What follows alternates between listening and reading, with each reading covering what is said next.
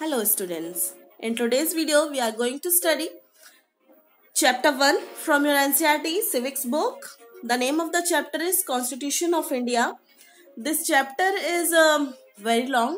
That's why I have divided this chapter into two parts. This video is the first part of the chapter. So what is constitution? If we talk about constitution क्या है, तो एक तरीके से संविधान की अगर बात करें क्या है, तो वो लिखे हुए डॉक्यूमेंट है, documentation है, written documentation, that is constitution. So a written document that creates a government, जो कि government को बनाता है, and describes how the government is going to work and run, कैसे वो government work करेगी, and what are the different powers the government and the responsibility, the different responsibility the government will have. These all things are written in the constitution. So why does a country need a constitution? Constitution की जरूरत क्यों होती है किसी भी country को?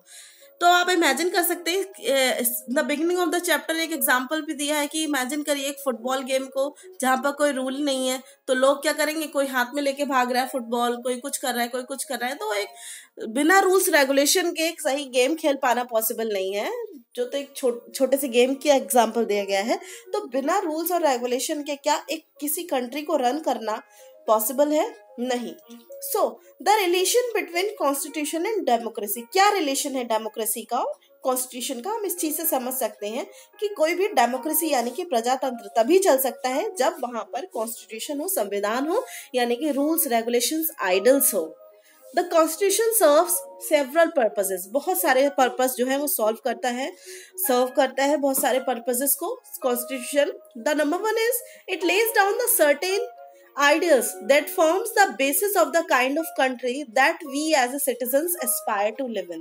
So होता क्या है कि हर कंट्री का, अगर किसी भी कंट्री का आप कॉन्स्टिट्यूशन उठाकर देखेंगे तो उसकी कॉन्स्टिट्यूशन को देखने से हमको ये पता चल जाता है कि किस तरीके के आइडल्स, किस तरीके के बिलीव्स वो पर्टिकुलर कंट्री जो है वो फॉलो करना चाहती है, एस्पायर टू लिव इन, कैसी जगह में किस तरीके के बिलीव्स आइडल्स के साथ कोई भी कंट्री जो है वो रहना चाहती है. इसके अलावा it helps to arrive at a common consensus, यानी कि एक मत विचारधारा, यानी बहुत ऑब्वियस सी बात है, कोई कंट्री है तो पॉपुलेशन तो होगी, अच्छे खासे number of people would be living there. So एक कॉमन कॉन्सेंसस तक पहुंचने की में हेल्प करता है, मदद करता है, एक समान विचारधारा बनाने में, पहुंचाने में हेल्प करता है जो हमारा कॉन्स्टिट्यूशन होता है वो. Constitution upholds the idea, values and beliefs of the citizens of the country. तो किसी पर्टिकुलर कंट्री के लोग कैसी वैल्यूज चाहते हैं, कैसे बिलीव्स चाहते हैं, किस तरीके की विचारधारा रखते हैं सिटीजन्स, ये हमें पता चल सकता है. हम इस चीज को और अच्छे से समझ सकते हैं with the help of the story of Nepal. Nepal में क्या था, किंग यानेन took over the democratic setup established in 1990 में एक डेमोक्रेटिक सेटअप वहां पर एस्टैब्लिश किया गया था. और तो किंग यानेन जब सत्ता में आए 1990 में, इन्होंने क्या किया, धीरे धीरे इस डेमोक्रेटिक सेटअप को हटाने की कोशिश की और मोनार्की को लाने की कोशिश की. मोनार्की तो जानते ही हो आप लोग, मोनार्की मतलब राजा जहां राज्य करते हैं वो मोनार्की. तो इस डेमोक्रेसी को हटाने की, जो डेमोक्रेसी थी वहां पर, उसको हटाकर मोनार्की लाने की कोशिश की, जिसकी वजह से बहुत ज्यादा it leads to different kind of protest. बहुत सारे लोगों ने प्रोटेस्ट किया इस चीज के खिलाफ, किंग यानेन की इन एक्टिविटीज के खिलाफ. माओइस्ट ने, यानी माओवादियों ने, आर्मी ने, वहां के सिटीजन ने, इन सब ने प्रोटेस्ट किया सबके खिलाफ, जिसके प्रेशर में आके finally king accepted the government by people यानी कि डेमोक्रेसी को एक्सेप्ट किया in 2008. So Nepal become a democracy after demolishing the monarchy को पूरी तरीके से डिमोलिश, ध्वस्त करने के बाद में वहां पर डेमोक्रेसी आ गई. And the people of Nepal wrote new constitution for democracy. उन्होंने अपना एक नया संविधान लिखा, जो 1990 में लिखा हुआ था वो कैसे फॉलो हो पाता, वो तो धीरे धीरे खत्म ही कर दिया गया था मोनार्की के द्वारा. तो उन्होंने एक नया कॉन्स्टिट्यूशन 2008 के बाद में वहां पर एक लिखा गया. सो अब क्वेश्चन आता है कि why there was a protest in Nepal. Nepal में प्रोटेस्ट क्यों किया? अगर राजा मोनार्की थी भी वहां पर, तो क्यों प्रोटेस्ट किया गया इसके खिलाफ? इसके अलावा why did the people wrote a new constitution, क्यों वहां के लोगों ने एक नया कॉन्स्टिट्यूशन लिखा? पहले का तो आंसर ये देखिए कि दे वांटेड अ कॉन्स्टिट्यूशन, जो लोग थे नेपाल के, they wanted a constitution which reflects the ideals of the country that the citizens of Nepal wanted to be. अभी हमने पढ़ा था फर्स्ट क्लास स्लाइड में हमारी कि कोई भी जो कॉन्स्टिट्यूशन होता है वो इस चीज को रिप्रेजेंट करता है। इस चीज को कहीं का भी कॉन्स्टिट्यूशन हम देखें तो हमें वहां पे रहने वाले सिटीजन्स के बिलीव्स, आइडल्स, इन सबका एक अंदाजा लग सकता है। तो यही चीज थी, नेपाल के जो लोग थे वो एक कॉन्स्टिट्यूशन चाहते थे, प्रजातंत्र चाहते थे, राजतंत्र नहीं चाहते थे, मोनार्की नहीं चाहते थे वहां के सिटीजन्स। सो इसी की वजह से क्या हुआ कि वहां पर इसके खिलाफ प्रोटेस्ट किया गया। सो नेपाल मोनार्की से डेमोक्रेसी में चेंज हुआ। अब ऑब्वियसली बात है, अगर मोनार्की हटी है, राजतंत्र हटा है, डेमोक्रेसी यानी कि प्रजातंत्र आया है, तो जरूरत तो पड़ेगी ना कॉन्स्टिट्यूटिव रूल्स की, यानी कि प्रजातांत्रिक नियमों की। किस तरीके से सोसाइटी अब चलेगी? पहले तो क्या था, राजा थे वहां पर, जो राजा ने कह दिया वही सब फॉलो करते थे। लेकिन डेमोक्रेसी में तो इलेक्शंस भी होंगे, डिफरेंट लीडर्स होंगे, नए रूल्स रेगुलेशन बनेंगे। तो इसी वजह से, इसी रीजन से जरूरत पड़ी एक नए कॉन्स्टिट्यूटिव रूल्स की नेपाल में, मोनार्की के खत्म होने के बाद, डेमोक्रेसी के आने के बाद। आगे देखते हैं, why does a country need a constitution. इस टॉपिक को कई डिफरेंट एग्जाम्पल देकर बिगनिंग में चैप्टर की, हाफ चैप्टर में तो आप समझ लीजिए इस पार्ट 1 के वीडियो में सिर्फ और सिर्फ यही बताने की कोशिश की गई है, डिफरेंट एग्जाम्पल्स देकर कि why does a country need a constitution, यानी कि कॉन्स्टिट्यूशन की जरूरत क्यों पड़ती है हर देश को। So constitution defines the nature of a country's political system. जहां जिस कंट्री का में कॉन्स्टिट्यूशन जो होता है अप्लाई किया गया होता है, तो वहां के पॉलिटिकल सिस्टम को समझने में, बताने में बहुत ज्यादा हेल्प करता है कॉन्स्टिट्यूशन।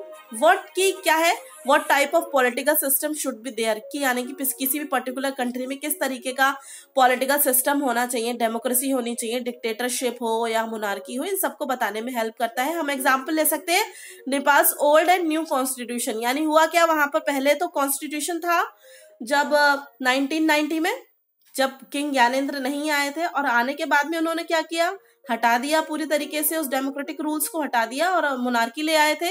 अब क्योंकि 2008 में जब पूरी तरीके से डिमोलिश कर दिया गया था उसको, तो दोबारा नए रूल्स लिखने की, नई कॉन्स्टिट्यूशंस को लिखने की जरूरत पड़ी थी। इसके अलावा constitution also provides the guidelines that govern the decision making with in these societies. In societies में, यानी कि डेमोक्रेसी हुई, डिक्टेटरशिप हुआ, मोनार्की हुआ, ऐसा है, ये जरूरी नहीं है कि जो डेमोक्रेटिक कंट्री है उन्हीं के पास अपना कॉन्स्टिट्यूशन होगा, ऐसी कोई जरूरी नहीं है। हो सकता है किसी कंट्री में कॉन्स्टिट्यूशन हो, संविधान हो, लेकिन डिक्टेटरशिप हो उस कंट्री में, ठीक है। तो ऐसा जरूरी नहीं है कि अगर कॉन्स्टिट्यूशन है तो डेमोक्रेसी ही होगी किसी पर्टिकुलर कंट्री में।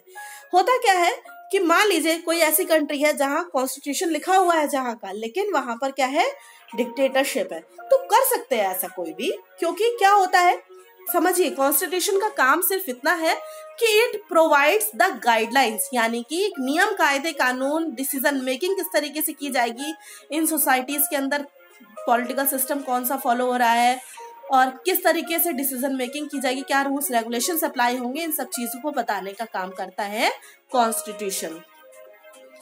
अब क्या है, constitution provides us the safeguard against a powerful authority. अभी हमारा जो लास्ट टॉपिक था, ये अभी हमने देखा था डिसीजन मेकिंग से रिलेटेड था। आगे देखते हैं कि ये कि कॉन्स्टिट्यूशन हमें एक सेफगार्ड, यानी कि हमारी सुरक्षा भी करता है किसी भी पावरफुल अथॉरिटी से। ऐसा है कि हम अगर कॉमन लोग हैं तो ऐसा नहीं हो कि हम लोग कॉमन लोगों को बिल्कुल भेड़ बकरियों की तरह कहीं कुचल दिया जाए या कुछ भी हो, नहीं। जब प्रजातंत्र होता है तो every single individual is having the equal rights they are having. So कौन पावरफुल है, who is powerful, why safeguard is important, हम लोग इस चीज को समझ सकते हैं with the example of classroom situation. Classroom situation की एक स्टोरी दी हुई है जिससे हम इस चीज को समझ सकते हैं। पढ़ते हैं इसको, क्या है इसमें, कि सुरेश जो होता है क्लास का मॉनिटर होता है, इज बुली। बुली क्या होते हैं समझो, यानी कि क्लास में जो दादा बने घूमते हैं ना, उस टाइप के लोग। So his classmates are not too fond of him, कोई से ज्यादा पसंद नहीं करता था। अचानक से एक दिन मिसेस राव जो उनकी क्लास टीचर थी, उनको किसी अर्जेंट वर्क से क्लास से बाहर जाना होता है, तो वो जैसे होता है कि कभी किसी टीचर को जाना पड़ता है, वो बोल देती है किसी बच्चे को, मॉनिटर को, कि क्लास माइंड करा दो।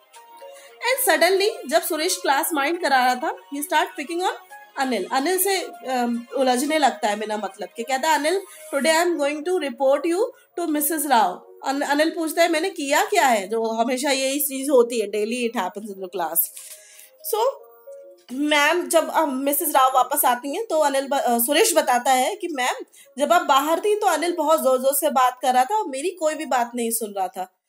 तो मिसेस राव ने ये सुनने के बाद में अनिल को बहुत डांटा। अनिल ने कहा कि नहीं नहीं, मैंने कुछ नहीं किया था।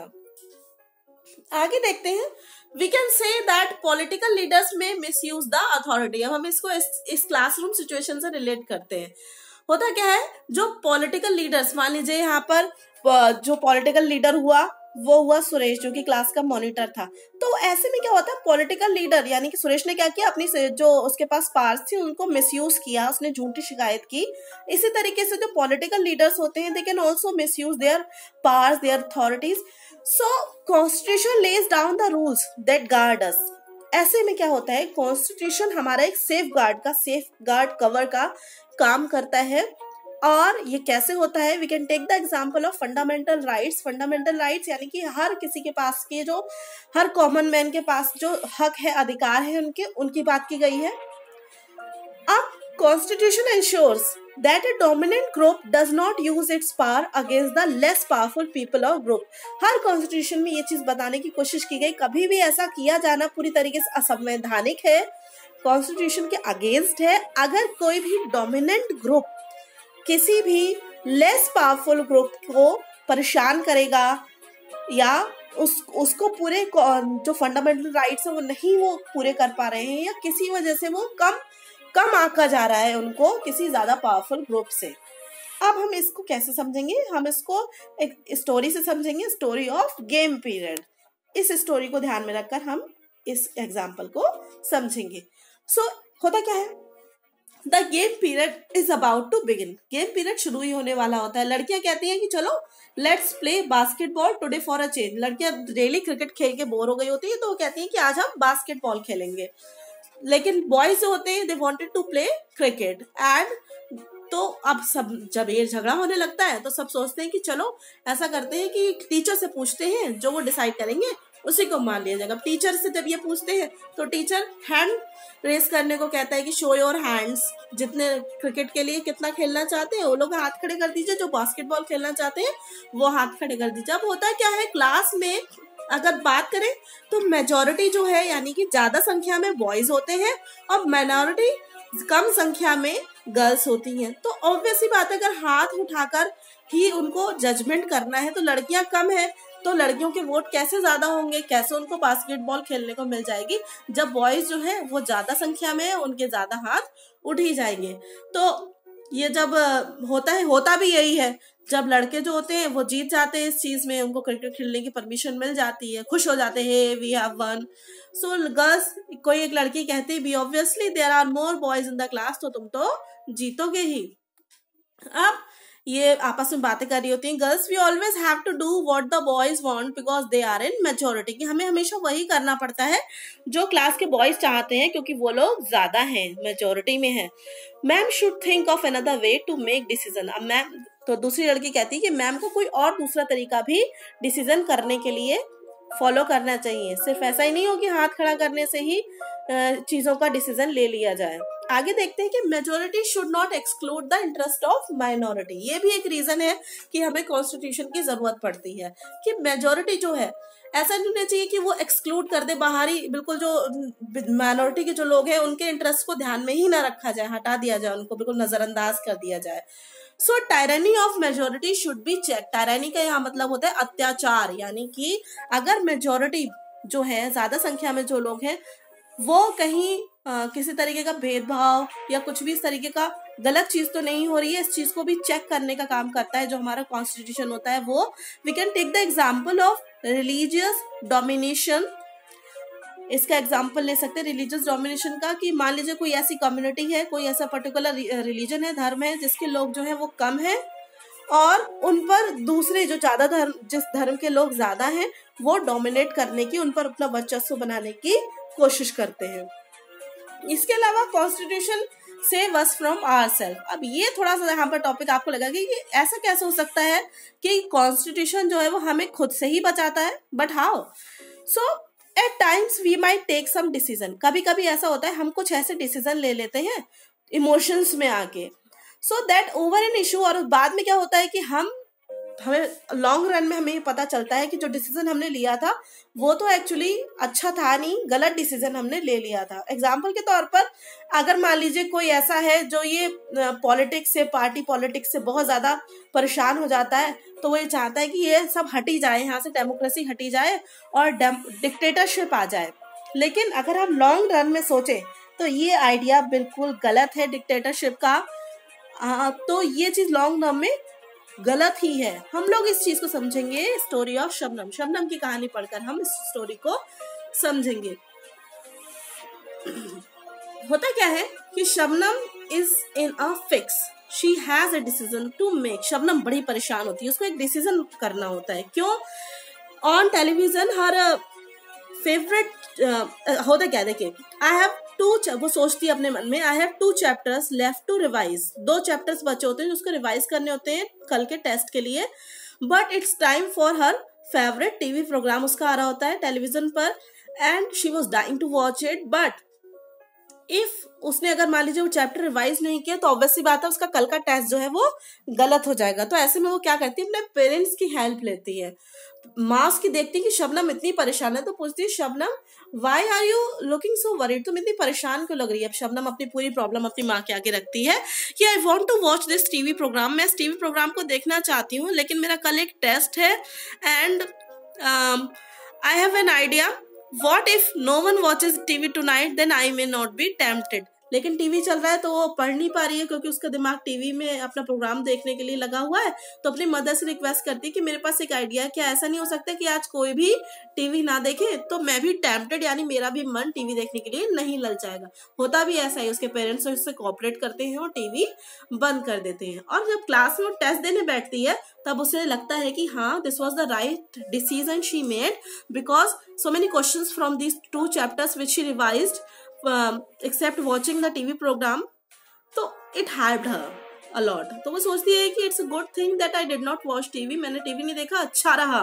There are so many questions from the last 2 chapters, last के 2 चैप्टर से बहुत सारे क्वेश्चंस आए। समझेंगे इस चीज को और अच्छे से कि जो कॉन्स्टिट्यूशन है helps to protect us again certain decision. अब हम इस सिचुएशन को एक डेमोक्रेसी से, कॉन्स्टिट्यूशन से जोड़कर देखते हैं कि होता क्या है कि अगर मान लीजिए कि यहाँ पर शबनम को उसके पेरेंट्स ने हेल्प किया गलत डिसीजन लेने से, तो होता भी यही है कि कॉन्स्टिट्यूशन भी हमें प्रोटेक्ट करता है गलत डिसीजन लेने से, that we might take that could have an adverse effect.